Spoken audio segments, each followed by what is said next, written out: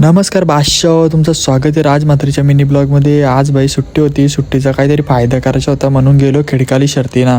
इकडं मारला कॅमेरा भाई, बाईला सगळी टॉपची बांधलेली ना पब्लिक आलती भाई। आज संडे होता बोलल्यावर सगळे खिडकाली पाठीवर काम पच्चीस करायला आलती सगळी पब्लिक। इकडं भिंगारीवाल्यांचा गरुड भाई बादशाहगतनी उभा होता, कसं आहे बघा टॉपचा हत्यार। लगेच मग आपली इकडे पक्षाबाईची पण शरद जमलेली, आयुष भाईनी घेतलेला पाणी करायला पक्षाला। आज भाई लवकरच शरद जमलेली, पोराही घेतलेली दोघांना पण गरम करायला। पोरा का ऐकता ना आपली।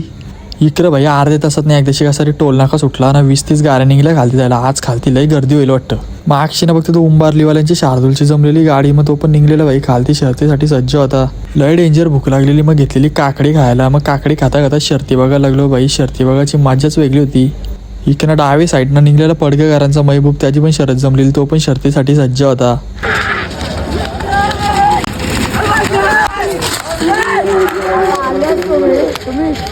जाणार कधी आत घरी? इकडनं बाई निघलेला विंदणेकरांचा बनशा खालती, कारण की त्याची शरद जमलेली, तो पण निघलेला शर्तीसाठी सज्ज होता।